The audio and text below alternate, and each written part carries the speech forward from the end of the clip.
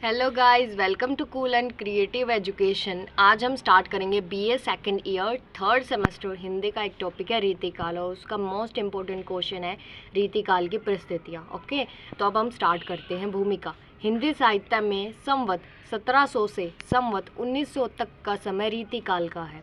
यह काल विलासिता का काल है। क्यों इस काल को विलासिता का काल कहा जाता? बिकॉज इस समय क्या था, जो राजा प्रजा दोनों विलासिता में लीन रहती थी, तो इसीलिए इस काल को विलासिता का काल कहा जाता था।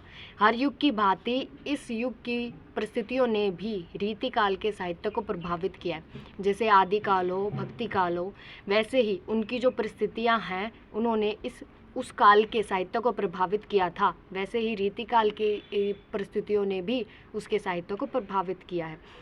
इसका अर्थ है, मतलब बताना क्या जाता है, इसका अर्थ चारों ओर की स्थिति कैसी थी, हालत कैसी थी, समाज में उस समय की सामाजिक, राजनीतिक, धार्मिक, संस्कृति, जो साहित्यिक हालत कैसी थी, उसके बारे में जानना। सामाजिक, धार्मिक, साहित्यिक, कलात्मक परिस्थितियाँ निम्नलिखित हैं। सबसे पहली है राजनीतिक परिस्थितियाँ। राजनीतिक परिस्थितियाँ मतलब है क्या? इस काल को मुगलों का काल कहा जा सकता है, क्योंकि इस काल में ही अकबर ने दीन इलाह नामक एक नया धर्म चलाने की कोशिश की। ठीक है, इनके समय, अकबर के समय क्या था, विलासिता अपनी सीमा पार कर चुकी थी। ठीक है, ऐसी राजनीतिक परिस्थितियों में साहित्य को दिशा देने वाला कोई नहीं था, क्योंकि उस समय की राजनीतिक परिस्थितियाँ बहुत ही खराब, सोचनीय थी। इसीलिए जो साहित्य को दिशा देने वाला उस टाइम पर कोई नहीं था। कवि राजाओं को प्रसन्न करने के लिए ही साहित्य रचा करते। वो क्या करते थे, राजाओं को प्रसन्न करने के लिए ही अपने जो साहित्य में राजाओं की ही प्रशंसा करते थे, और किसी की प्रशंसा नहीं करते थे, केवल राजाओं की ही प्रशंसा करते थे। अकबर के बाद जहांगीर ने संगीत और कला के विकास पर ध्यान दिया। अकबर के बाद अकबर ने दीन इलाह नामक एक नया धर्म चलाने की कोशिश की। उसके बाद अकबर के बाद जहांगीर ने जो साहित्य है और जो कला है उसका विकास पर ध्यान दिया कि मैं करूँगा विकास। जहांगीर के बाद शाहजहाँ दिल्ली के शासन पर बैठा।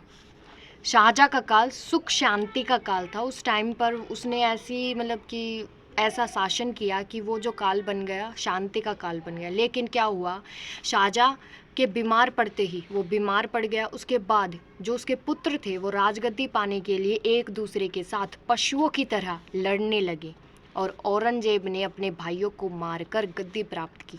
कैसे कि शाहजहाँ का काल शांति का काल कहा जाता था, सुख शांति का काल कहा जाता था, लेकिन वो बीमार पड़ने के कारण उसके जो पुत्र थे वो राजगद्दी को प्राप्त करने के एक दूसरे के साथ पशुओं की तरह लड़ते रहते थे। उसके बाद जो औरंगजेब थे उन्होंने अपने भाइयों को मारकर गद्दी प्राप्त कर ली।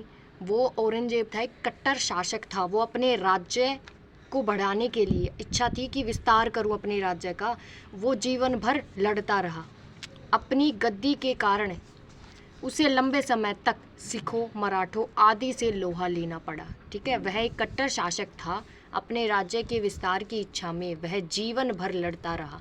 अपनी गद्दी के कारण उसे लंबे समय तक सिखों, मराठों आदि से लोहा लेना पड़ा। ठीक है, देन नेक्स्ट पॉइंट, औरंगजेब को संगीत, कला, सौंदर्य आदि के प्रति कोई लगाव नहीं था। विकास किसने किया था? जहांगीर ने किया था। ठीक है, उसके बाद ये बना, शाहजहाँ के बाद बना औरंगजेब। औरंगजेब को संगीत, कला, सौंदर्य आदि के प्रति कोई भी लगाव नहीं था। ठीक है, औरंगजेब की मृत्यु के बाद उसके राज्य की स्थिति और भी अधिक खराब हो गई, क्योंकि इस काल को क्या कहा जाता? विलासिता का काल कहा जाता था। और ये कट्टर शासक था, ये भी विलासिता में लीन रहता था, और जो इसकी प्रजा थी वो भी विलासिता में लीन रहती थी। तो इसीलिए इसके जो उत्तराधिकारी थे एकदम निकम्मे, आलसी, अयोग्य निकले, जिससे वे केंद्रीय शासन पर अपना नियंत्रण पूरी तरह से नहीं रख पाए, क्योंकि वे भी विलासिता में ही लीन रहते थे। ठीक है, जिस कारण क्या हुआ, इस कारण अगर वो नियंत्रण नहीं कर पाएंगे अपने शासन पर तो क्या होगा, बड़ी बड़ी शक्तियाँ अपने सिर उठाने लग जाएंगी।